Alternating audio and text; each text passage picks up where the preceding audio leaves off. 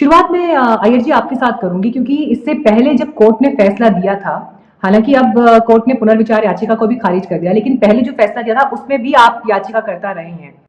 इस उम्मीद के साथ ही डेफिनेटली जो पुनर्विचार याचिका लगाई गई कि शायद कोर्ट इस बारे में फिर सोचेगा, फिर से उन बिंदुओं को देखेगा शायद जिन पर याचिकाकर्ताओं ने जिस आधार पर अपनी एप्लीकेशन आगे बढ़ाई है। लेकिन कोर्ट का ये कह देना कि हमारे फैसले में कहीं कोई गलती नहीं है, इसके क्या मायने हैं आपके लिए? हकीकत में मीनाक्षी, पहले तो मैं आपका शुक्रिया अदा करना चाहता हूं कि आपने इस मुद्दे के बारे में विचार और विमर्श करने की बहुत आवश्यकता है, and that we are talking about this. ये बहुत अनिवार्य है, क्योंकि डिस्कशंस के साथ ही हम आगे बढ़ सकते हैं। और कोर्ट्स में जब हमारी डिस्कशंस होते हैं, इट्स नॉट जस्ट अबाउट कि कोर्ट ने डिसीजन क्या लिया, बट जब बात और विवाद जब आगे बढ़ती है कोर्ट में, तो सोसाइटल मूवमेंट, जो सोसाइटी है, सिविल सोसाइटी है, वो भी उसे सुनता है और उसके ऊपर भी विवाद होती है। तो ये हमें पता था कि रिव्यू पिटिशन जो होता है, जहां ज्यादातर रिव्यू पिटिशन सुना नहीं जाता है, ये हम जानते थे, मगर ये काफी अनिवार्य है कोई भी मूवमेंट के लिए कि हमारे हाथ में जो भी पत्ते हैं, हम सारे वो पत्ते खेलें और ये देखें, क्योंकि हम सिर्फ हम आपके हैं कौन स्टाइल वेडिंग्स की बात नहीं करें, वो तो हम अभी भी कर सकते हैं।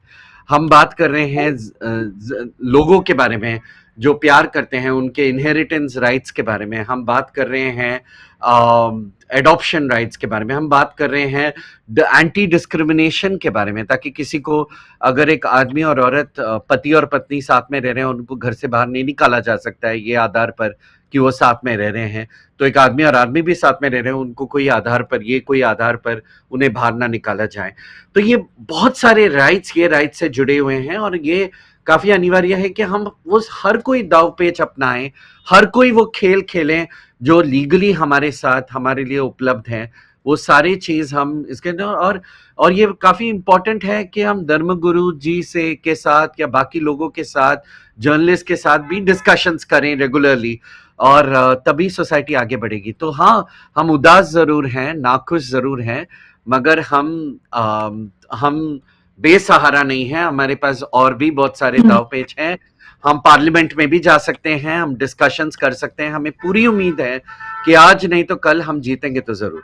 देखिए, आपने ये कहा कि हम पार्लियामेंट तक भी जाएंगे या हम और अलग अलग ग्रुप्स को रीच आउट करेंगे, समाज के अलग वर्गों तक पहुंचेंगे, लेकिन केंद्र सरकार ने बड़ा क्लियरली अपना स्टैंड, वो इसके विरुद्ध है, और उन्होंने बड़ा क्लियरली अपना स्टैंड कहा है कि भारतीय समाज में जो शादी की अवधारणा है वो बायोलॉजिकली पुरुष और बायोलॉजिकली जो महिला है, सिर्फ उनके बीच में ही है ये concept.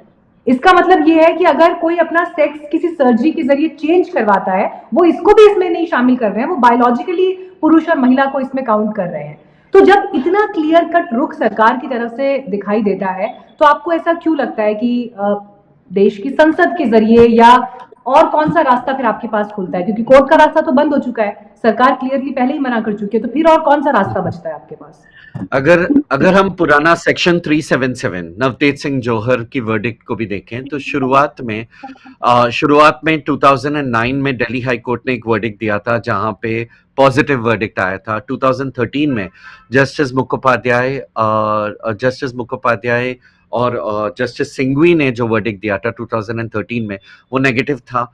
Then there were 6 people, 5 learned people, जो नवतेज सिंह जौहर और भी 4 लोग उनके साथ जुड़े, और उन्होंने वापस याचिका दायर की सुप्रीम कोर्ट में, और तब जीत हुई।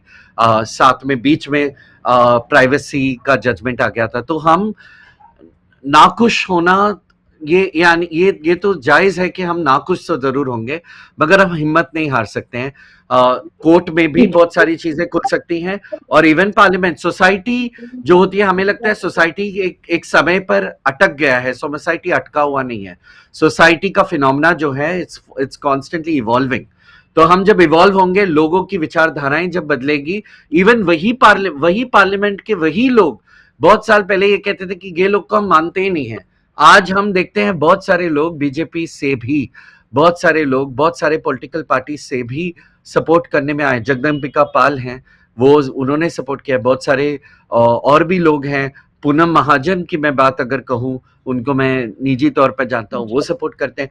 सो बहुत सारे लोग हैं जो हमारे साथ जुड़े हुए हैं। तो यही ये समय समय की बात है कि एक समय हम आगे बढ़ेंगे। एक जवाब मैं आपसे और जानना चाहती हूँ, वो ये कि बेहतर जानकारी के लिए, बेहतर अंडरस्टैंडिंग के लिए, कितनी बड़ी आबादी है अभी एलजीबीटी कम्युनिटी के वो लोग जिनकी जिंदगी पर इस याचिका और इस फैसले का असर पड़ना है? कितना बड़ा वर्ग है ये अभी हमारे देश में?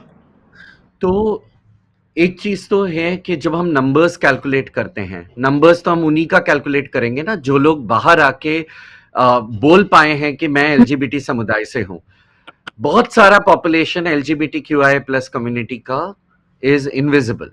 वो आपको हर जगह हर रास्ते में, कुछ लोग हैं जो प्राइड परेड्स में आते हैं, हम खुल के बात करते हैं, मुंबई में भी प्राइड परेड होने वाला है। तो कुछ लोग हैं जो बाहर आते हैं। अगर हम परसेंटेज की बात करें तो इप्सॉस में एक स्टडी, इप्सॉस एक संस्था है, उन्होंने स्टडी किया है और उनके स्टडी के मुताबिक तकरीबन 12 या 13% के लोग हो सकते हैं। मगर ये बहुत सारी स्टडीज जो हैं, ये स्टडीज भी तभी पॉसिबल हो सकता है जब लोग खुल के बाहर आके बात कर सकें। क्योंकि जब मैं भी इसके ऊपर पढ़ रही थी और जानकारी जुटा रही थी तो मुझे एक एग्जैक्ट कोई कंफर्म्ड उस तरह से नंबर मुझे नहीं दिखा। तो मुझे लगा आप क्योंकि पेटिशनर हैं तो शायद आपके पास फिर भी कोई एक स्टडी होगी, आपसे पूछना बेहतर होगा। अब और ये भी नंबर नहीं है कि कितने लोग हेटेरोसेक्सुअल हैं। अब बताइए कितने लोग हेटेरोसेक्सुअल हैं, खाली वो जो शादी करते हैं वो नहीं, सिंगल हेटेरोसेक्सुअल कितने हैं ये भी तो नहीं बता सकते हमें। ठीक है, अब मैं आपके पास रमाकांत गौर जी आना चाहूंगी। सर देखिए, सुप्रीम कोर्ट ने कहा हमारे फैसले में कोई त्रुटि नहीं है, और एक बड़े पिक्चर के रूप में देखा जाए तो कोर्ट इस चीज से बच रहा है कि अगर डिसीजन लेना भी है तो देश की संसद तय करे कि उन्हें क्या इस पर उनकी क्या सोच है या वो क्या कानून बनाना चाहते हैं। और फिर इसमें एक बहुत बड़ा रोल भारतीय समाज का आएगा, एक्सेप्टेंस का आएगा, समाज कितना तैयार है इसके लिए। लेकिन मैं सर सबसे पहले लीगल एस्पेक्ट के हिसाब से आपसे ये जानना चाहती हूँ कि सुप्रीम कोर्ट के इस डिसीजन के बाद क्या फुल स्टॉप माने इस विषय पर?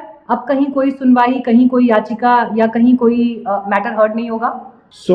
आज की तारीख में एक पॉज आया है, इन रिव्यू पिटिशंस पर एक फुल स्टॉप लगा है, बट टॉपिक खत्म हो गया ऐसा नहीं माना जा सकता। क्योंकि पुराने इतिहास अगर हम देखें कॉन्स्टिट्यूशनल डेवलपमेंट के, तो कई बार रिव्यू पिटिशंस भी डिसमिस हुई हैं और उसके बावजूद कोर्ट्स ने अगर इश्यूज को इंपॉर्टेंट समझा है तो लार्जर बेंच कॉन्स्टिट्यूट की है।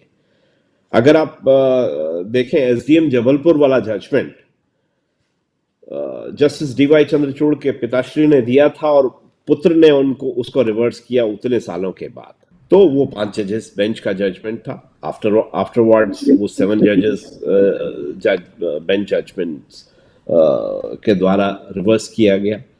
तो किसी और पिटिशन में कहीं और कभी और समय पर ये मांग उठेगी, किसी और समय पर ये फिर मैटर रिव्यू के लिए जाया जा सकता है, कोई लार्जर बेंच कॉन्स्टिट्यूट हो सकती है। बट आज की तारीख में इस मैटर पे फुल स्टॉप लगा। कोर्ट ने ये 5 जजों की जो संविधान पीठ थी उसने माना कि जो पहला जजमेंट था उसमें कोई त्रुटि नहीं है और इसलिए ये जजमेंट बिल्कुल ठीक था और रिव्यू पिटिशंस डिसमिस कर दी गई।